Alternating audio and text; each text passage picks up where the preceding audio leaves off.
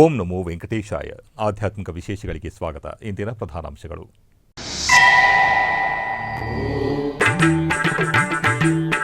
ತಿರುಪತಿಯಲ್ಲಿ ಭವ್ಯವಾಗಿ ಶ್ರೀ ಪದ್ಮಾವತಿ ಮಕ್ಕಳ ಆಸ್ಪತ್ರೆಯ ನೂತನ ಕಟ್ಟಡ ನಿರ್ಮಾಣ. ಅಧಿಕಾರಿಗಳೊಂದಿಗೆ ನಿರ್ಮಾಣ ಕಾರ್ಯ ಪರಿಶೀಲಿಸಿ ಜುಲೈ ಮಾಸದೊಳಗೆ ಪೂರ್ಣಗೊಳಿಸುವಂತೆ ಸೂಚಿಸಿದ ಜಿಇಒ ಡಾ. ಶರತ್.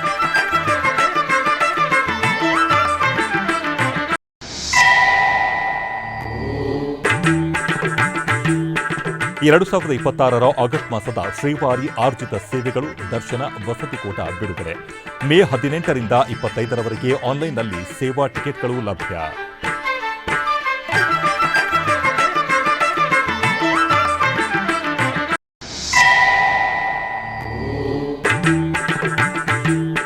ಉಡುಪಿಯ ಶ್ರೀ ಮಹಾಲಿಂಗೇಶ್ವರ ದೇವಸ್ಥಾನದ ಬ್ರಹ್ಮಕಲಶೋತ್ಸವ ಕಾರ್ಯಕ್ರಮದಲ್ಲಿ ಶ್ರೀ ವಿಶ್ವವಲ್ಲಭ ತೀರ್ಥ ಶ್ರೀಪಾದರು ಹಾಗೂ ಶ್ರೀ ಈಶಪ್ರಿಯ ತೀರ್ಥ ಶ್ರೀಪಾದರು ಭಾಗಿ.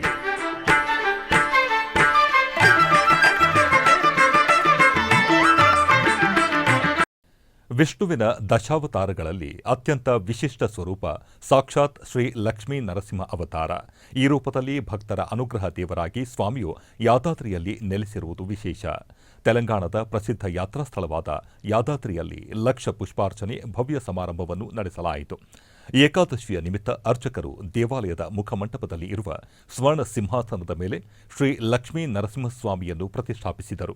ಬಳಿಕ ವಿಶ್ವಕ್ಸೇನ ಪೂಜೆ, ಪುಣ್ಯಾಹ ವಾಚನ ಮತ್ತು ಸಂಕಲ್ಪ ಪೂಜೆಯನ್ನು ನಡೆಸಲಾಯಿತು. ವೇದ ಪಂಡಿತರು ಚತುರ್ವೇದವನ್ನು ಪಠಿಸಿದರು. ಅರ್ಚಕರು ತಾಳಮೇಳಗಳು ಮತ್ತು ಮಂಗಳವಾದ್ಯಗಳ ನಡುವೆ ವರ್ಣರಂಜಿತ ಹೂವುಗಳೊಂದಿಗೆ ಲಕ್ಷ ಪುಷ್ಪಾರ್ಚನೆಯನ್ನು ನಯನ ಮನೋಹರವಾಗಿ ನೆರವೇರಿಸಿದರು. ಬಳಿಕ ನಿವೇದನೆ ಮತ್ತು ಮಹಾಮಂಗಳಾರತಿಯನ್ನು ಅರ್ಪಿಸಿದರು.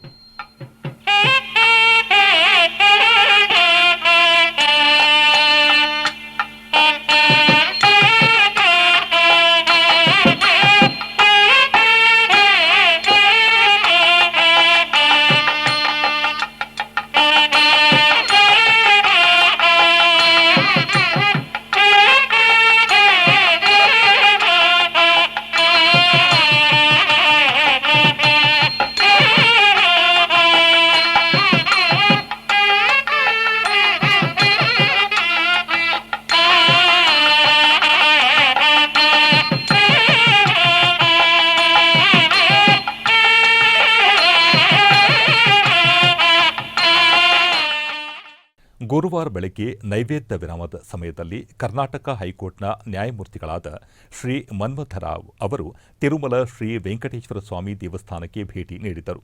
ದೇವಾಲಯ ತಲುಪಿದ ನ್ಯಾಯಮೂರ್ತಿಗಳನ್ನು ಅಧಿಕಾರಿಗಳು ಆತ್ಮೀಯವಾಗಿ ಸ್ವಾಗತಿಸಿ ದರ್ಶನಕ್ಕೆ ವ್ಯವಸ್ಥೆ ಮಾಡಿದರು. ನಂತರ ಅವರು ಶ್ರೀವಾರಿ ಸೇವೆಯಲ್ಲಿ ಪಾಲ್ಗೊಂಡರು. ತಿರುಪತಿಯಲ್ಲಿ ನಿರ್ಮಾಣ ಹಂತದಲ್ಲಿರುವ ಶ್ರೀ ಪದ್ಮಾವತಿ ಮಕ್ಕಳ ಆಸ್ಪತ್ರೆಯ ನೂತನ ಕಟ್ಟಡದ ನಿರ್ಮಾಣ ಕಾರ್ಯವನ್ನು ಈ ವರ್ಷದ ಜುಲೈ 31ರೊಳಗೆ ಪೂರ್ಣಗೊಳಿಸುವಂತೆ ಟಿಟಿಡಿ ಶಿಕ್ಷಣ ಮತ್ತು ವೈದ್ಯಕೀಯ ಇಲಾಖೆಗಳ ಜಿಇಒ ಡಾ. ಶರತ್ ಅಧಿಕಾರಿಗಳಿಗೆ ಸೂಚನೆ ನೀಡಿದ್ದಾರೆ. ಟಿಟಿಡಿ ಇಒ ಮುದ್ದಾಡ ರವಿಚಂದ್ರ ಅವರ ಆದೇಶದ ಮೇರೆಗೆ ಬುಧವಾರ ಟಿಟಿಡಿ ಎಂಜಿನಿಯರಿಂಗ್ ಅಧಿಕಾರಿಗಳೊಂದಿಗೆ ನಿರ್ಮಾಣ ಕಾರ್ಯವನ್ನು ಪರಿಶೀಲಿಸಿದರು. ಈ ಸಂದರ್ಭದಲ್ಲಿ ಮಾತನಾಡಿದ ಟಿಟಿಡಿ ಜಿಇಒ ಡಾ. ಎ. ಶರತ್ ಅವರು ಮಕ್ಕಳಿಗೆ ಅತ್ಯಾಧುನಿಕ ವೈದ್ಯಕೀಯ ಸೇವೆಗಳನ್ನು ಒದಗಿಸುವ ಉದ್ದೇಶದಿಂದ ನಿರ್ಮಿಸಲಾಗುತ್ತಿರುವ ನೂತನ ಆಸ್ಪತ್ರೆ ಕಟ್ಟಡವನ್ನು ಯೋಜಿಸಿದಂತೆ ಮತ್ತು ಗುಣಮಟ್ಟದ ಮಾನದಂಡಗಳೊಂದಿಗೆ ಪೂರ್ಣಗೊಳಿಸಬೇಕು ಎಂದು ಸೂಚಿಸಿದರು. ಪ್ರತಿ ಮಹಡಿಯಲ್ಲಿ ಸ್ಥಾಪಿಸಬೇಕಾದ ವಿಭಾಗಗಳು, ಕೊಠಡಿಗಳು, ವೈದ್ಯಕೀಯ ಸೌಲಭ್ಯಗಳು, ಮೂಲಸೌಕರ್ಯ ಇತ್ಯಾದಿಗಳನ್ನು ಸ್ಪಷ್ಟವಾಗಿ ಪ್ರತಿಬಿಂಬಿಸುವ ವರದಿಯನ್ನು ಸಿದ್ಧಪಡಿಸಬೇಕು. ಅದೇ ರೀತಿ ಪ್ರತಿ ಮಹಡಿಯ ವಿನ್ಯಾಸ ಯೋಜನೆಯಲ್ಲಿ ವಿದ್ಯುತ್, ಹವಾನಿಯಂತ್ರಣ, ಕಂಪ್ಯೂಟರ್ ನೆಟ್ವರ್ಕ್, ವೈದ್ಯಕೀಯ ಉಪಕರಣಗಳು, ವೈದ್ಯರು ಮತ್ತು ರೋಗಿಗಳ ಅಗತ್ಯಗಳಿಗೆ ಅನುಗುಣವಾಗಿ ಒದಗಿಸಲಾದ ಸೌಲಭ್ಯಗಳನ್ನು ನೀಲಿನಕ್ಷೆಯಲ್ಲಿ ಸೂಚಿಸುವಂತೆ ಅವರು ಅಧಿಕಾರಿಗಳಿಗೆ ಸೂಚಿಸಿದರು. ನಂತರ 2ನೇ ಮಹಡಿಯಲ್ಲಿ ನಡೆಯುತ್ತಿರುವ ಕಾಮಗಾರಿಯನ್ನು ಪರಿಶೀಲಿಸಿ ಪ್ರತಿ ಕೊಠಡಿಯಲ್ಲಿ ರೋಗಿಗಳಿಗೆ ಸೂಕ್ತ ಸೌಲಭ್ಯಗಳನ್ನು ಖಚಿತಪಡಿಸಿಕೊಳ್ಳಲು ಮತ್ತು ಕೆಲಸವನ್ನು ವೇಗಗೊಳಿಸಲು ಎಲ್ಲ ಇಲಾಖೆಗಳು ಸಮನ್ವಯದಿಂದ ಕೆಲಸ ಮಾಡಬೇಕು ಎಂದು ಸೂಚಿಸಿದರು. ಪ್ರತಿ ಮಹಡಿಯಲ್ಲಿ ನಡೆಯುತ್ತಿರುವ ಕೆಲಸದ ಪ್ರಗತಿಯ ಕುರಿತು ಕಾಲಕಾಲಕ್ಕೆ ವರದಿಗಳನ್ನು ಸಲ್ಲಿಸುವಂತೆ ಅವರು ಎಂಜಿನಿಯರಿಂಗ್ ಅಧಿಕಾರಿಗಳಿಗೆ ಸೂಚಿಸಿದರು. ನಂತರ ಪ್ರತಿ ವಿಭಾಗದಲ್ಲಿ ನಡೆಯುತ್ತಿರುವ ಅಭಿವೃದ್ಧಿ ಕಾರ್ಯಗಳ ಕುರಿತು ಅಧಿಕಾರಿಗಳೊಂದಿಗೆ ಪರಿಶೀಲನೆ ನಡೆಸಿದ ಜಿಇಒ ಎಂಜಿನಿಯರಿಂಗ್ ಕೆಲಸದಲ್ಲಿ ಯಾವುದೇ ಸಡಿಲತೆ ಇರಬಾರದು ಎಂದು ಸ್ಪಷ್ಟಪಡಿಸಿದರು. ಈ ಕಾರ್ಯಕ್ರಮದಲ್ಲಿ ಆಸ್ಪತ್ರೆಯ ನಿರ್ದೇಶಕ ಡಾ. ಎನ್. ಶ್ರೀನಾಥ ರೆಡ್ಡಿ, ಎಸ್ಇಒಗಳಾದ Venkateshwarlu, Manohar, EE Sumathi, deputy EE Harshavardhan Reddy ಸೇರಿದಂತೆ ಮತ್ತಿತರರು ಭಾಗವಹಿಸಿದ್ದರು. ವಿಶ್ವದಲ್ಲೇ ಪ್ರಸಿದ್ಧ ವೈಷ್ಣವ ಕ್ಷೇತ್ರವಾಗಿ ರಾರಾಜಿಸುತ್ತಿರುವ ತಿರುಮಲ ಕ್ಷೇತ್ರದಲ್ಲಿ ತಿರುನಾಮಧಾರಣ ಭಕ್ತರಲ್ಲಿ ಆಧ್ಯಾತ್ಮಿಕ ಅನುಭೂತಿಯನ್ನು ಮತ್ತಷ್ಟು ಹೆಚ್ಚಿಸಿದೆ. 2 ಪಾಳಿಗಳಲ್ಲಿ 168 ಶ್ರೀವಾರಿ ಸೇವಾಕರ್ತರು ತಿರುಮಲದ 18ಕ್ಕೂ ಹೆಚ್ಚು ಸ್ಥಳಗಳಲ್ಲಿ ಭಕ್ತರಿಗಾಗಿ ತಿರುಮಲ ಧಾರಣೆ ಮಾಡುವ ಮೂಲಕ ತಮ್ಮ ಸೇವಾ ತತ್ಪರತೆಯನ್ನು ವ್ಯಕ್ತಪಡಿಸುತ್ತಿದ್ದಾರೆ. ತಿರುಮಲಕ್ಕೆ ಭೇಟಿ ನೀಡಲು ಬರುವ ಭಕ್ತರು ಇದಕ್ಕಾಗಿ ಯಾವುದೇ ಹಣವನ್ನು ಪಾವತಿಸಬೇಕಾಗಿಲ್ಲ. ಶ್ರೀವಾರಿ ಸೇವಕರು ಭಕ್ತರಿಗಾಗಿ ತಿರುನಾಮಧಾರಣೆಯನ್ನು ಉಚಿತವಾಗಿ ನಡೆಸುತ್ತಿದ್ದಾರೆ. ಉಡುಪಿಯ ಪಡುಬಿದ್ರೆ ಶ್ರೀ ಮಹಾಲಿಂಗೇಶ್ವರ ಹಾಗೂ ಮಹಾಗಣಪತಿ ದೇವಸ್ಥಾನದಲ್ಲಿ ಪುನಃ ಪ್ರತಿಷ್ಠೆ ಹಾಗೂ ಬ್ರಹ್ಮಕಲಶೋತ್ಸವ ವಿಜೃಂಭಣೆಯಿಂದ ಜರುಗಿತು. ಇದರ ಅಂಗವಾಗಿ ಸೋದೆ ಮಠದ ಶ್ರೀ ವಿಶ್ವವಲ್ಲಭ ತೀರ್ಥ ಶ್ರೀಪಾದರು ಹಾಗೂ ಅದಮಾರು ಮಠದ ಶ್ರೀ ಈಶಪ್ರಿಯ ತೀರ್ಥ ಶ್ರೀಪಾದರು ದೇವಾಲಯಕ್ಕೆ ಭೇಟಿ ನೀಡಿ ದೇವರ ದರ್ಶನ ಮಾಡಿ ಅನುಗ್ರಹ ಸಂದೇಶ ನೀಡಿದರು. ಪಡುಬಿದ್ರೆಯ ಮಹಾಲಿಂಗೇಶ್ವರ ಮಹಾಗಣಪತಿ ದೇವರ ಸನ್ನಿಧಿಯಲ್ಲಿ ಇದೀಗ ಬ್ರಹ್ಮಕಲಶೋತ್ಸವದ ಸಂಭ್ರಮ. ನಮ್ಮ ಉಡುಪಿ ಹಾಗೂ ದಕ್ಷಿಣ ಕನ್ನಡ ಜಿಲ್ಲೆಯಲ್ಲಿ ದೇವಸ್ಥಾನಗಳು ಅನೇಕ. ಈ ನಮ್ಮ ಕ್ಷೇತ್ರವನ್ನು ದೇವಸ್ಥಾನಗಳ ಬೀಡು ಅಂತ ಹೇಳುತ್ತಾರೆ. ನಮ್ಮ ಈ ಪ್ರಾಂತದಲ್ಲಿ, ಕರಾವಳಿಯ ಪ್ರಾಂತದಲ್ಲಿ ಇಲ್ಲದೇ ಇರುವಂತಹ ದೇವಸ್ಥಾನಗಳಿಲ್ಲ. ವಿಷ್ಣುವಿನ ದೇವಸ್ಥಾನವೂ ಉಂಟು, ದುರ್ಗೆಯ ದೇವಸ್ಥಾನವೂ ಉಂಟು, ಈಶ್ವರನ ದೇವಸ್ಥಾನವೂ ಉಂಟು, ಗಣಪತಿಯ ದೇವಸ್ಥಾನವೂ ಉಂಟು, ಸುಬ್ರಹ್ಮಣ್ಯನ ದೇವಸ್ಥಾನವುಂಟು. ಹೀಗೆ 10 ಹಲವು ರೀತಿಯಲ್ಲಿ ಅನೇಕ ದೇವತೆಗಳ ದೇವಸ್ಥಾನಗಳ ಬೀಡು ನಮ್ಮ ಈ ಒಂದು ಕರಾವಳಿ ಉಡುಪಿ ದಕ್ಷಿಣ ಕನ್ನಡ ಜಿಲ್ಲೆ ಅಂತ ಹೇಳಿ ನಮಗೆಲ್ಲ ಬಹಳ ಹೆಮ್ಮೆ ಆಗ್ತದೆ. ಪಡುಬಿದ್ರೆ ಮಹಾಲಿಂಗೇಶ್ವರ ದೇವರ ಸನ್ನಿಧಿಯಲ್ಲಿ ಬಹಳ ಅಭೂತಪೂರ್ವವಾಗಿ ದೇವಸ್ಥಾನ ಜೀರ್ಣೋದ್ಧಾರಗೊಂಡಿದೆ. ಎಲ್ಲ ಊರ ಪರವೂರ ಎಲ್ಲ ಭಕ್ತರು ಇದಕ್ಕೆ ಬಹಳ ಹೃದಯಪೂರ್ವಕವಾಗಿ ತಮ್ಮ ಸೇವೆಯನ್ನ ಸಲ್ಲಿಸಿದ್ದಾರೆ. ಇದರ ಹಿನ್ನೆಲೆ ಏನು, ಯಾಕಾಗಿರಬಹುದು? ಈ ಬಹಳ ಅತ್ಯಲ್ಪ ಅವಧಿಯಲ್ಲಿ 9 ತಿಂಗಳ ಅವಧಿಯಲ್ಲಿ ದೇವಸ್ಥಾನ ಜೀರ್ಣೋದ್ಧಾರ ಆಯಿತು ಅಂತ ನಾವೆಲ್ಲ ಇಲ್ಲಿ ಎಲ್ಲರೂ ಮಾತಾಡೋದನ್ನು ಕೇಳ್ತಾ ಇದ್ದೇವೆ. ಇಷ್ಟು ಅತ್ಯಲ್ಪ ಅವಧಿಯಲ್ಲಿ ಇಷ್ಟು ಅದ್ಭುತವಾದಂತಹ ದೇವಸ್ಥಾನ ನಿರ್ಮಾಣ ಆಗ್ಲಿಕ್ಕೆ ಹೇಗೆ ಸಾಧ್ಯ ಆಯಿತು? ಪುರಾಣದಲ್ಲಿ ಒಂದು ಕಥೆ ಬರ್ತದೆ. ಕಾಶಿರಾಜ ಅಂತ ಒಬ್ಬ ಇದ್ದ. ಕಾಶಿರಾಜನಿಗೆ ಒಬ್ಳು ಮಗಳಿದ್ಲು. ಆ ಕಾಶಿರಾಜನ ಮಗಳಿಗೆ ದೇವರ ಮೇಲೆ ಅತ್ಯಂತ ಭಕ್ತಿ. ಅವನ ರಾಜ್ಯದಲ್ಲಿ ಇದ್ದಂತಹ ದೇವಸ್ಥಾನಕ್ಕೆ ಕಾಶಿರಾಜನ ಮಗಳು ಪ್ರತಿನಿತ್ಯ ಹೋಗುವುದು, ಅಲ್ಲಿ ಹೋಗಿ ಗುಡಿಸುವುದು, ಸಾರಸುವುದು, ಎಲ್ಲಾ ಸೇವೆಯನ್ನು ಮಾಡ್ತಾ ಇದ್ಲು. ಈ ಕಾಶಿರಾಜನಿಗೆ ಯಾಕೋ ಸ್ವಲ್ಪ ಕಸಿವಿಸಿ, ನನ್ನ ಮಗಳು ಮಹಾರಾಣಿ ಅಂತ ಇರಬೇಕೇದವಳು ಹೋಗಿ ದೇವಸ್ಥಾನ ಚಾಕರಿ ಮಾಡ್ತಾ ಇದ್ದಾಳಲ್ಲವ, ಇದು ಯಾಕೆ ಹೀಗಾಗ್ತಾ ಉಂಟು ಅಂತ ಎಷ್ಟು ಮಗಳಿಗೆ ತಿಳಿ ಹೇಳಿದ್ರು ಕೂಡ ಮಗಳು ಕೇಳ್ತಾ ಇರ್ಲಿಲ್ಲ. ದೇವಸ್ಥಾನದ ಕೆಲಸ ಮಾಡ್ಲಿಕ್ಕೆ ದೇವಸ್ಥಾನದಲ್ಲಿ ಚಾಕರಿಯವರು ಇದ್ದಾರೆ, ನೀನ್ ಯಾಕೆ ಹೋಗ್ತಾ ಇದೀಯಮ್ಮ ಅಂತ ಹೇಳಿದ್ರು ಕೂಡ ಮಗಳು ಇಲ್ಲ ನಾನೇ ಆ ಕೆಲಸ ಮಾಡಬೇಕು ಅಂತ ಹೇಳಿ ದೇವಸ್ಥಾನದ ಎಲ್ಲಾ ಕೆಲಸವನ್ನು ಕೂಡ ಕಾಶಿರಾಜನ ಮಗಳೇ ನಿಂತು ಮಾಡ್ತಾ ಇದ್ಲಂತೆ. ಸಣ್ಣ ಕಥೆಯನ್ನ ಹೇಳಲಿಕ್ಕೆ ಬಯಸ್ತೇನೆ. ಇದು ಪುರಾಣದಲ್ಲಿ ಬರುವಂಥದ್ದು. ಒಂದು ಒಬ್ಬ ರಾಜನಿಗೆ ಒಂದಷ್ಟು ಜನ ಮಕ್ಕಳಿರ್ತಾರೆ. ಅದರಲ್ಲಿ ಕಡೆಯ ಮಗನಿಗೆ ರಾಜ ಹೇಳ್ತಾನೆ, ನಿನಗೆ ಒಳ್ಳೆ ವಿದ್ಯಾರ್ಜನೆ ಮಾಡಿಸಬೇಕು ಅಂತ ನನಗನ್ನಿಸ್ತದೆ, ಇಂಥ ಜಾಗಕ್ಕೆ ಹೋಗು ಅಂತ. ಸರಿ, ಅವನು ಹೋಗ್ತಾನೆ, ಅಪ್ಪನ ಮಾತನ್ನು ಕೇಳ್ತಾನೆ, ಸಾಕಷ್ಟು ವರ್ಷ ಅಧ್ಯಯನ ಮಾಡ್ತಾನೆ. ಅಧ್ಯಯನ ಮಾಡಿದ ನಂತರ ಮನೆಗೆ ಬರುವಾಗ ರಾಜ್ಯವನ್ನ ಎಲ್ಲ ಪಾಲ್ ಮಾಡಿ ಎಲ್ಲ ಮಕ್ಕಳಿಗೆ ಕೊಟ್ಟಾಗಿದೆ ಅಪ್ಪ. ಅವನು ಕೇಳ್ತಾನೆ, ನನಗೇನು ಉಳಿಲೇ ಇಲ್ವಲ್ಲ ಅಂತ ಕೇಳ್ತಾನೆ. ಅದಕ್ಕೆ ಅಪ್ಪ ಹೇಳ್ತಾನೆ, ನಿನಗೆ ವಿದ್ಯೆ ಎಂಬುದು ದೊಡ್ಡ ಸಂಪತ್ತಪ್ಪ, ಅದನ್ನ ಅಧ್ಯಯನ ಮಾಡಿ ಬಂದಿದ್ದೆ. ಇಷ್ಟು ವರ್ಷ ನೀನು ಅಲ್ಲಿ ಇದ್ದು ಗುರುಗಳ ಸೇವೆ ಮಾಡಿ ಅಧ್ಯಯನ ಮಾಡಿ ಬಂದಿದ್ದೆ, ಅದು ದೊಡ್ಡ ಸಂಪತ್ತು. ಆದರೆ ನೀನು ಹೇಳಿದ್ ಸರಿ, ನಾನು ಎಲ್ಲರಿಗೂ ಪಾಲ್ ಮಾಡಿಕೊಟ್ಟಿದ್ದೇನೆ. ಒಂದು ಕೆಲಸ ಮಾಡು, ಇಂಥ ಜಾಗಕ್ಕೆ ಹೋಗು, ಅಲ್ಲಿ ಒಂದಷ್ಟು ಜನ ಋತ್ವಿಕ್ ಜನರು ಯಜ್ಞ ಮಾಡ್ತಾ ಇರ್ತಾರೆ, ಅವ್ರಿಗೇನೋ ಒಂದು ತೊಂದರೆ ಆಗ್ತದೆ, ನಿನ್ನಿಂದ ಸಹಾಯ ಬಯಸ್ತಾರೆ, ಆಗ್ತದೆ, ಆ ನಂತರ ನಿಂಗೆ ಒಳ್ಳೇದಾಗ್ತದೆ ಅಂತ ಹೇಳಿ ತಂದೆ ಹೇಳ್ತಾನೆ. ಮಗ ಅದನ್ನು ಒಪ್ಪಿಕೊಂಡು ಬಹಳ ಸಮಾಧಾನದಿಂದ ಅಲ್ಲಿ ಹೋಗ್ತಾನೆ. ಅಪ್ಪ ಹೇಳಿದಂತೆ ಅಲ್ಲಿ ಎಲ್ಲ ಆ ರೀತಿ ಒಂದು ಹೋಮಗಳೆಲ್ಲ ನಡೀತಾ ಇರ್ತದೆ. ನಂತರ ಒಂದು ಯಜ್ಞ ಮುಗಿಬೇಕು ಅನ್ನೋ ಹೊತ್ತಿಗೆ ಅವರಿಗೆ ಮಂತ್ರ ಎಲ್ಲ ಮರೆತು ಹೋಗ್ತದೆ. ಆ ಸಂದರ್ಭದಲ್ಲಿ ಇವನು ನೆನ್ಪು ಮಾಡಿ ಕೊಡ್ತಾನೆ. ನೆನ್ಪು ಮಾಡಿ ಕೊಟ್ಟದ ಪರಿಣಾಮವಾಗಿ ಅವರಿಗೆಲ್ಲ ತುಂಬ ಸಂತೋಷ ಆಗಿ ಆ ಯಜ್ಞದ ಸಂಪತ್ತು, ಉಳಿದ ಸಂಪತ್ತನ್ನೆಲ್ಲ ಅವನಿಗೆ ಕೊಡ್ತಾರೆ. ಇವನು ಎಲ್ಲವನ್ನು ಸ್ವೀಕಾರ ಮಾಡಿ ಬಹಳ ಸಂತೋಷ ಆಗ್ತದೆ. ಸ್ವೀಕಾರ ಮಾಡಿ ಎಲ್ಲ ಗಾಡಿಗೆ ತುಂಬಿಸ್ಕೊಳ್ತಾ ಇರುವಾಗ ಅಲ್ಲಿ ಒಬ್ಬ ದೊಡ್ಡ ವ್ಯಕ್ತಿತ್ವ ಒಂದು ಕಾಣಿಸ್ಕೊಳ್ತದೆ. ಹೇಳ್ತಾನೆ, ಈ ಸಂಪತ್ತೆಲ್ಲ ನನಗೆ ಸಂಬಂಧಪಟ್ಟದ್ದು, ನಿನಗೆಲ್ಲ ಸಂಬಂಧಪಟ್ಟದ್ದು ಅಂತ. ಅವನು ಹೇಳ್ತಾನೆ, ಅಪ್ಪ ಹೇಳಿದ್ದಾರೆ ಈ ಸಂಪತ್ತೆಲ್ಲ ನನ್ನದು ಅಂತ. ಹಾಗಾದರೆ ಒಂದು ಕೆಲಸ ಮಾಡು, ಅಪ್ಪನ ಹತ್ರ ಕೇಳಿ ಬಾ. ಒಬ್ಬ ಈ ರೀತಿ ನೀಲಲೋಹಿತ ಪುರುಷ ಇದ್ದಾನೆ, ಅವನು ಈ ರೀತಿ ಹೇಳ್ತಾ ಇದ್ದಾನೆ, ಈ ಸಂಪತ್ತು ಅವನದ್ದಂತೆ ಅಂತ. ಶ್ರದ್ಧೆಯಿಂದ ಇವನು ಆ ಮಾತನ್ನು ಕೇಳಿ ಮನಸ್ಸಲ್ಲಿ ಏನು ವಿಕಾರ ಮಾಡಿಕೊಳ್ಳದೆ ವಾಪಸ್ ತಂದೆ ಹತ್ರ ಬರ್ತಾನೆ. ತಿರುಮಲ ತಿರುಪತಿ ದೇವಸ್ಥಾನಗಳ 2026 ಆಗಸ್ಟ್ ತಿಂಗಳ ಟಿಕೆಟ್ ಕೋಟಾ ವಿವರ ಇಂತಿದೆ. ಸುಪ್ರಭಾತ, ತೋಮಾಲ ಸೇವೆ, ಅರ್ಚನೆ, ಅಷ್ಟದಳ ಪಾದ ಪದ್ಮಾರಾಧನೆ ಸೇವೆಗಳನ್ನು ಲಕ್ಕಿ ಡಿಪ್ ಮೂಲಕ ಪಡೆಯಬಹುದು. ಮೇ 19ನೇ ತಾರೀಕು ಬೆಳಗ್ಗೆ 10 ಗಂಟೆಯಿಂದ 24ನೇ ತಾರೀಕು ಬೆಳಗ್ಗೆ 10 ಗಂಟೆಯವರೆಗೆ ಲಕ್ಕಿ ಡಿಪ್ ವಿಧಾನದ ಮೂಲಕ ಆರ್ಜಿತ ಸೇವೆಗಳಿಗಾಗಿ ಭಕ್ತರು ತಮ್ಮ ಹೆಸರುಗಳನ್ನು ನೋಂದಾಯಿಸಿಕೊಳ್ಳಬೇಕಾಗಿರುತ್ತದೆ. ಎಲೆಕ್ಟ್ರಾನಿಕ್ ಡಿಪ್ ದ್ವಾರ ಆರ್ಜಿತ ಸೇವೆಗಳನ್ನು ಪಡೆದ ಭಕ್ತರು ಮೇ 19ನೇ ತಾರೀಕಿನಿಂದ 24ನೇ ತಾರೀಕಿನವರೆಗೆ ಮಧ್ಯಾಹ್ನ 12 ಗಂಟೆ ಒಳಗೆ ದುಡ್ಡನ್ನು ಕೊಟ್ಟು ಟಿಕೆಟ್ಗಳನ್ನು ಪಡೆಯಬೇಕು.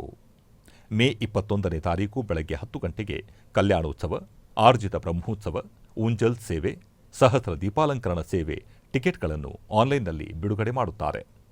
ಮೇ 22ನೇ ತಾರೀಕು ಮಧ್ಯಾಹ್ನ 3 ಗಂಟೆಗೆ ವರ್ಚುವಲ್ ಸೇವೆಗಳಾದ ಕಲ್ಯಾಣೋತ್ಸವ, ಊಂಜಲ್ ಸೇವೆ, ಆರ್ಜಿತ ಬ್ರಹ್ಮೋತ್ಸವ, ಸಹಸ್ರ ದೀಪಾಲಂಕರಣ ಸೇವೆ ಟಿಕೆಟ್ಗಳನ್ನು ಆನ್ಲೈನ್ನಲ್ಲಿ ಬಿಡುಗಡೆ.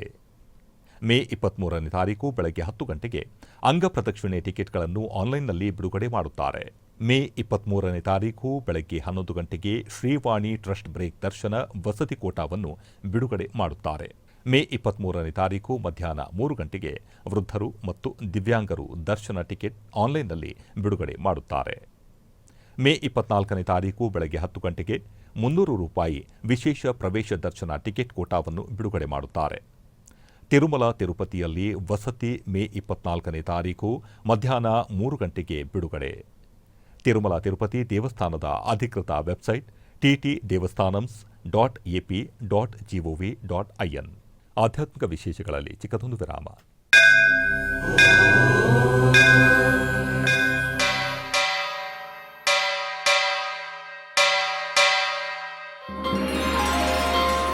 ಶ್ರೀ ವೆಂಕಟೇಶ ಉತ್ಸವ ಪ್ರಿಯನಾದ ವೆಂಕಟೇಶ್ವರನಿಗೆ ಪ್ರತಿನಿತ್ಯ ನಡೆಯುವ ಸೇವೆಗಳು.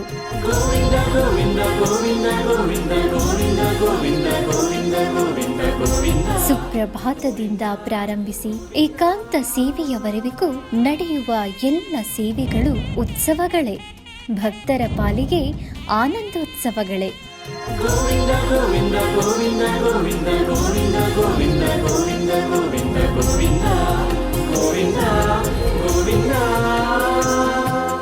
ತಿರುಮಲ ತಿರುಪತಿ ದೇವಸ್ಥಾನಂನ ಶ್ರೀ ವೆಂಕಟೇಶ್ವರ ಭಕ್ತಿವಾಹಿನಿ ಪರಬ್ರಹ್ಮ ಸ್ವರೂಪನಿಗೆ ಜರುಗುವ ಸೇವೆಗಳನ್ನು ಕನ್ನಡ ವ್ಯಾಖ್ಯಾನಗಳಲ್ಲಿ ಪ್ರಸ್ತುತಪಡಿಸುವುದರ ಮೂಲಕ ಕನ್ನಡಿಗರ ಮನಗಳಿಗೆ ಆಧ್ಯಾತ್ಮಿಕ ಆನಂದವನ್ನು ತುಂಬಲಿದೆ. ವೀಕ್ಷಿಸಿ ನಿಮ್ಮ ಶ್ರೀ ವೆಂಕಟೇಶ್ವರ ಭಕ್ತಿವಾಹಿನಿ 3 ಕನ್ನಡದಲ್ಲಿ. ಆಧ್ಯಾತ್ಮಿಕ ವಿಶೇಷಗಳಿಗೆ ಪುನಃ ಸ್ವಾಗತ. ಟಿಟಿಡಿ ಆಧ್ವರ್ಯದಲ್ಲಿ ಇರುವ ಎಲ್ಲ ಅನುಬಂಧ ಆಲಯಗಳಲ್ಲಿ ಅನ್ನಪ್ರಸಾದ ನೆರವೇರಬೇಕೆಂಬ ಸಂಕಲ್ಪವನ್ನು ಟಿಟಿಡಿ ಚೇರ್ಮನ್ ಹಾಗೂ ಇಒರವರು ನಿರ್ಧರಿಸಿದರು. ಈ ಪ್ರಯುಕ್ತ ಬೆಂಗಳೂರು ವೈಯಾಲಿಕಾವಲ್ ಟಿಟಿಡಿ ಅನುಬಂಧ ಆಲಯವಾದ ಶ್ರೀ ವೆಂಕಟೇಶ್ವರ ಸ್ವಾಮಿ ಆಲಯದಲ್ಲಿ ಪ್ರತಿದಿನ ಅನ್ನ ಸಂತರ್ಪಣೆ ನೆರವೇರುತ್ತಿದೆ. ಸಪ್ತಗಿರಿ ವಾಸನನ್ನು ದರ್ಶಿಸಲು ಬರುವ ಭಕ್ತರು ಸ್ವಾಮಿಯನ್ನು ದರ್ಶಿಸಿ ಕಲ್ಯಾಣ ಚಕ್ರವರ್ತಿಯ ಪ್ರಸಾದವನ್ನು ಸ್ವೀಕರಿಸಿ ಶ್ರೀಮನ್ನಾರಾಯಣನ ಕೃಪೆಗೆ ಪಾತ್ರರಾಗುತ್ತಿದ್ದಾರೆ. ಭಕ್ತರು ತಮ್ಮ ಶುಭ ಕಾರ್ಯಗಳಾದ ಜನ್ಮದಿನ, ಮದುವೆ ವಾರ್ಷಿಕೋತ್ಸವ, ಷಷ್ಠಿ ಪೂರ್ತಿ, ಇನ್ನು ಅನೇಕ ಶುಭ ಕಾರ್ಯಗಳಲ್ಲಿ ನಿತ್ಯ ನಿರ್ವಹಿಸಲಿರುವ ಅನ್ನದಾನಕ್ಕೆ ತಮ್ಮ ಉದಾರ ಮನಸ್ಸಿನಿಂದ ಅನ್ನಪ್ರಸಾದವನ್ನು ನೆರವೇರಿಸುವ ಇಚ್ಛೆ ಇದ್ದವರು ಬೆಂಗಳೂರಿನ ಟಿಟಿಡಿ ಆಲಯದ ಪ್ರಧಾನ ಕಚೇರಿಗೆ ಸಂಪರ್ಕಿಸಬೇಕಾಗಿ ವಿನಂತಿ. ಉಡುಪಿ ಜಿಲ್ಲೆ ಕುಂದಾಪುರ ತಾಲೂಕಿನ ಶ್ರೀ ಉಳ್ಳೂರು ಕಾರ್ತಿಕೀಯ ಸುಬ್ರಹ್ಮಣ್ಯ ದೇವಸ್ಥಾನದ ಬ್ರಹ್ಮ ಕುಂಭಾಭಿಷೇಕ ಮಹೋತ್ಸವ ವಿಜೃಂಭಣೆಯಿಂದ ಜರುಗಿದೆ. ಇದರ ಅಂಗವಾಗಿ ಆಲಯದಲ್ಲಿ ದೀವಟಿಗೆ ಸೇವೆ, ರಂಗಪೂಜೆ, ಉತ್ಸವ ಹಾಗೂ ಅಷ್ಟಾವಧಾನ ಸೇವೆಯೊಂದಿಗೆ ತೊಟ್ಟಿಲು ಪೂಜೆಯು ನಡೆಯಿತು. ನಂತರ ರಾತ್ರಿ ಪೂಜೆಯನ್ನು ಮಾಡಲಾಯಿತು.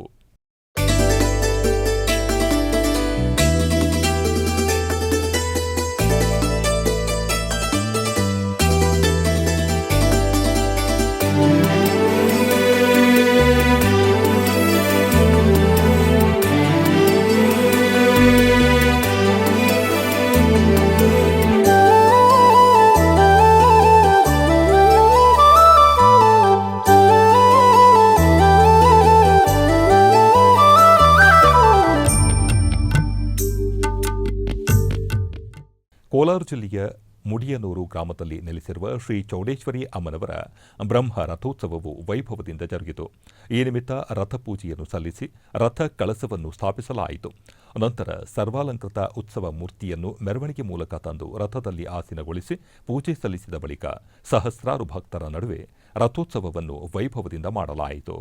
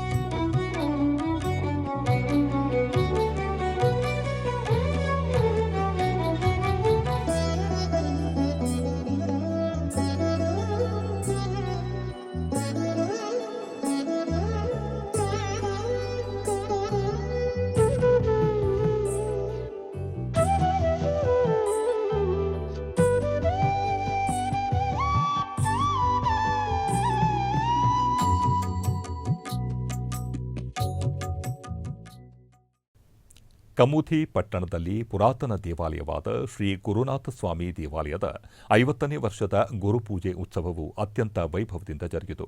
ಕಳೆದ ಮೇ 4ರಂದು ಕಾಪು ಕಟ್ಟುವುದು ಮತ್ತು ಧ್ವಜಾರೋಹಣದೊಂದಿಗೆ ಆರಂಭವಾದ ಈ 10 ದಿನಗಳ ಹಬ್ಬವು ಭಕ್ತರ ಸಡಗರದೊಂದಿಗೆ ಸಮಾರೋಪಗೊಂಡಿತು. ಉತ್ಸವದ ಅಂಗವಾಗಿ ಪ್ರತಿದಿನ ಗುರುನಾಥ ಸ್ವಾಮಿ, ಪೆರಿಯ ನಾಚಿಯಮ್ಮ, ಸಿದ್ಧಿವಿನಾಯಕ ದೇವರುಗಳಿಗೆ ವಿಶೇಷ ಅಭಿಷೇಕ, ಅಲಂಕಾರ ಹಾಗೂ ದೀಪಾರಾಧನೆಗಳು ನೆರವೇರಿದವು. ಹಬ್ಬದ ಮುಖ್ಯ ಕಾರ್ಯಕ್ರಮವಾಗಿ ಭಕ್ತರು ಭಕ್ತಿಭಾವದಿಂದ ಮೆರವಣಿಗೆ ನಡೆಸಿದರು. ನಂತರ ಸುಮಾರು 1008 ಮಹಿಳೆಯರು ಹಾಲಿನ ಕಳಶಗಳನ್ನು ಹೊತ್ತು ಮಂಗಳವಾದ್ಯಗಳೊಂದಿಗೆ ಪ್ರಮುಖ ಬೀದಿಗಳಲ್ಲಿ ಮೆರವಣಿಗೆ ನಡೆಸಿದರು. ಬಳಿಕ ದೇವಾಲಯ ತಲುಪಿದ ನಂತರ ಭಕ್ತರು ಅಮ್ಮನವರಿಗೆ ಹಾಲಿನಿಂದ ಭವ್ಯವಾಗಿ ಶಿರಸಾಭಿಷೇಕ ಮಾಡಿದರು. ಈ ಧಾರ್ಮಿಕ ಸಮಾರಂಭದಲ್ಲಿ ಸಾವಿರಾರು ಭಕ್ತರು ಪಾಲ್ಗೊಂಡು ಸ್ವಾಮಿಯ ಕೃಪೆಗೆ ಪಾತ್ರರಾದರು.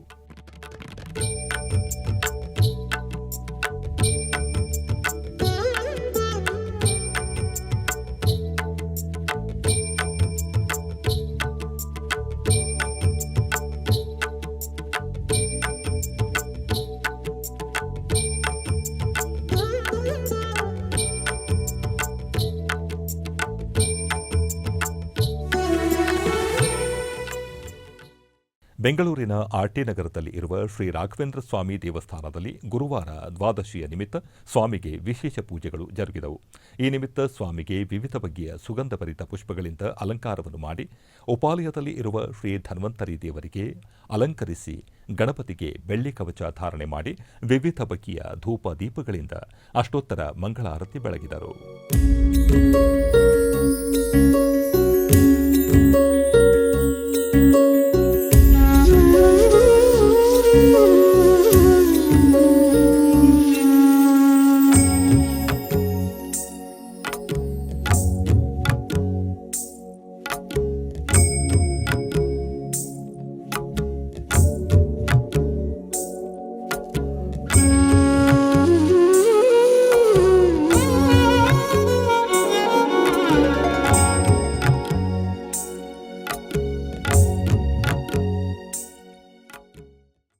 ಕೋಲಾರ ಜಿಲ್ಲೆಯ ಮುಳಬಾಗಿಲು ತಾಲೂಕಿನ ಜೆ ಅಗ್ರಹಾರ ಗ್ರಾಮದಲ್ಲಿ ನೆಲೆಸಿರುವ ಶ್ರೀ ವಸಂತ ವಲ್ಲಭರಾಯ ಸ್ವಾಮಿ ದೇವಾಲಯದಲ್ಲಿ ವಾರ್ಷಿಕೋತ್ಸವ ಪೂಜೆಗಳು ವೈಭವದಿಂದ ಜರುಗಿದವು. ಈ ನಿಮಿತ್ತ ಗರ್ಭಗುಡಿಯಲ್ಲಿ ಇರುವ ಶ್ರೀ ಭೂನೀಳ ಸಮೇತ ಶ್ರೀ ವಸಂತ ವಲ್ಲಭರಾಯ ಸ್ವಾಮಿಗೆ ಪುಷ್ಪ ಮಾಗೋತ್ಸವವು ವೈಭವದಿಂದ ಜರುಗಿತು. ವಿವಿಧ ಬಣ್ಣದ ಪುಷ್ಪಗಳಿಂದ ಸಹಸ್ರನಾಮಾರ್ಚನಾದಿ ಪೂಜೆಯನ್ನು ಸಲ್ಲಿಸಿ ಮಹಾಮಂಗಳಾರತಿಯನ್ನು ಬೆಳಗಲಾಯಿತು.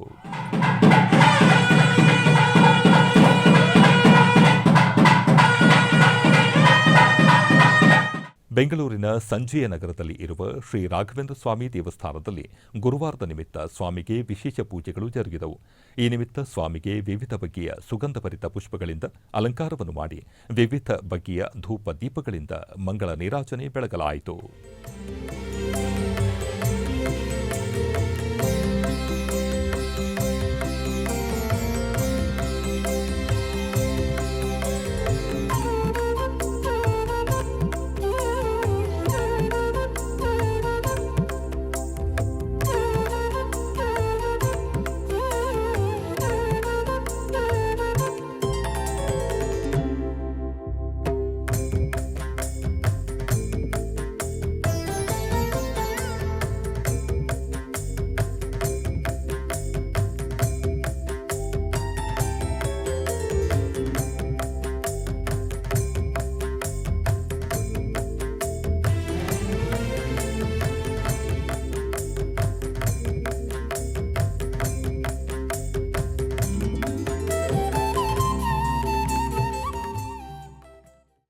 ಕೋಲಾರ ಜಿಲ್ಲೆಯ ಮುಳಬಾಗಿಲು ನಗರದ ಬಜಾರು ಬೀದಿಯಲ್ಲಿ ನೆಲೆಸಿರುವ ಶ್ರೀ ಅಗಸ್ತೇಶ್ವರ ಸ್ವಾಮಿ ದೇವಾಲಯದಲ್ಲಿ ಅವಭೃತ ಸ್ನಾನ ಮಹೋತ್ಸವವು ವೈಭವದಿಂದ ಜರುಗಿತು.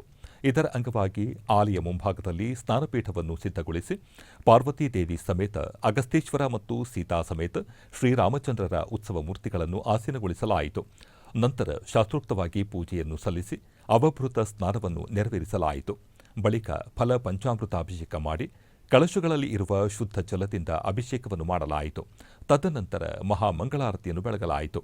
ಅನೇಕ ಮಂದಿ ಭಕ್ತರು ಅವಭೃತ ಸ್ನಾನದಲ್ಲಿ ಪಾಲ್ಗೊಂಡು ಧನ್ಯರಾದರು.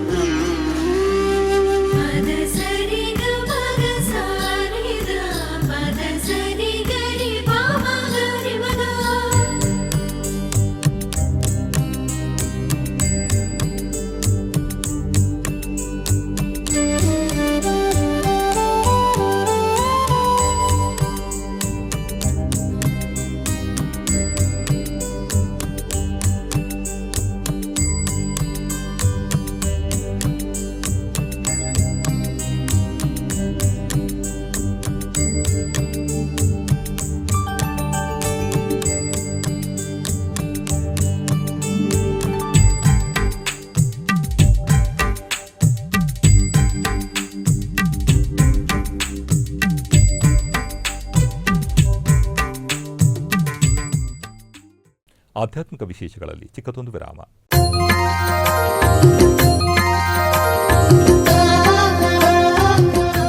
ಬೆಂಗಳೂರಿನ ವೈಯಾಲಿ ಕಾವಲ್ನಲ್ಲಿರುವ ಟಿಟಿಡಿ ಅನುಬಂಧ ಆಲಯವಾದ ಶ್ರೀ ವೆಂಕಟೇಶ್ವರ ಸ್ವಾಮಿ ದೇವಾಲಯದಲ್ಲಿ ನಿತ್ಯ ಕಲ್ಯಾಣ ಚಕ್ರವರ್ತಿಗೆ ಕಲ್ಯಾಣೋತ್ಸವ.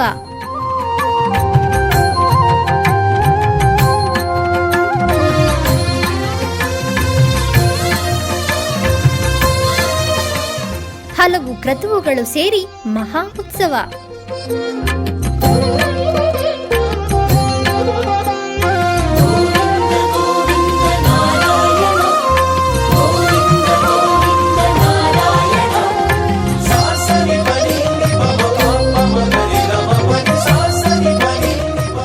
ಶ್ರೀದೇವಿ ಭೂದೇವಿ ಸಮೇತನಾದ ಆನಂದ ನಿಲಯನಿಗೆ ವೈಖಾನಸ ಆಗಮೋಕ್ತವಾಗಿ ಕಲ್ಯಾಣ.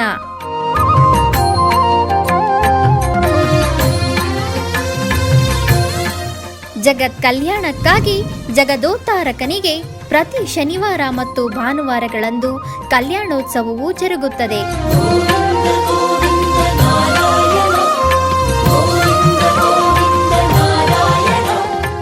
ಹೆಚ್ಚಿನ ಮಾಹಿತಿಗಾಗಿ ಬಯ್ಯಾಲಿ ಕಾವಲ್ ಟಿಟಿಡಿ ಇನ್ಫಾರ್ಮೇಶನ್ ಸೆಂಟರ್ ಅನ್ನು ಸಂಪರ್ಕಿಸಿ. ಓಂ ನಮೋ ವೆಂಕಟೇಶಾಯ. ಆಧ್ಯಾತ್ಮಿಕ ವಿಶೇಷಗಳಿಗೆ ಪುನಃ ಸ್ವಾಗತ. ಕರ್ನಾಟಕದ ವಿವಿಧ ಪ್ರದೇಶಗಳಲ್ಲಿ ನಡೆದ ಸಾಂಸ್ಕೃತಿಕ ಕಾರ್ಯಕ್ರಮಗಳತ್ತ ಒಂದು ನೋಟ.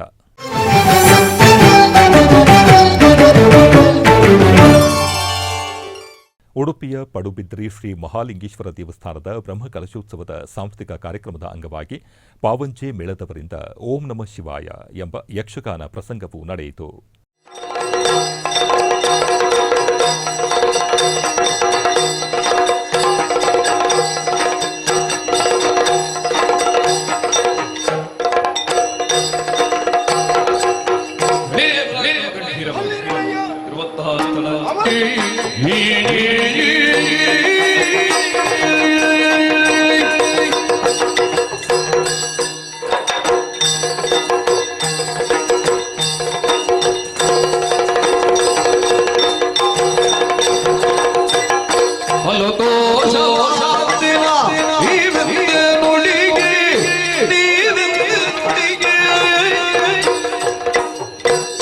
ಕಲಿಗಳು ನಿಶ್ಚಯ ಸಕ್ಕರದೊಳಗೆ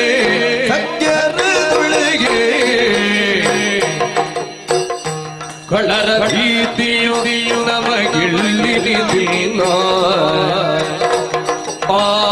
ಕಳರ ಭೀತಿಯು ನಮಗಿಳ್ಳಿನ ನಳಿನ ಫಲ ದಯವಿಹುದು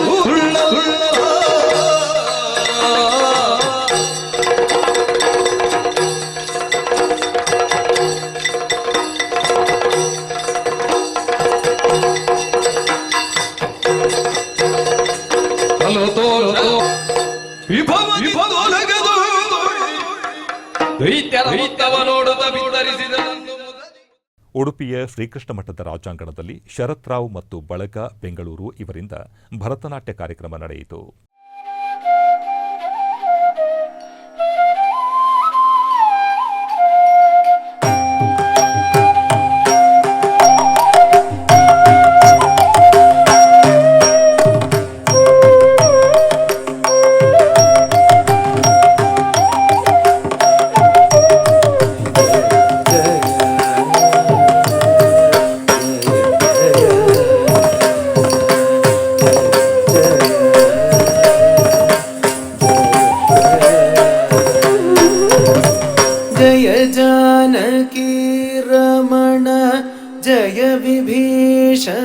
शरण जय सरोरुह चरण जय दीन करुण जय जय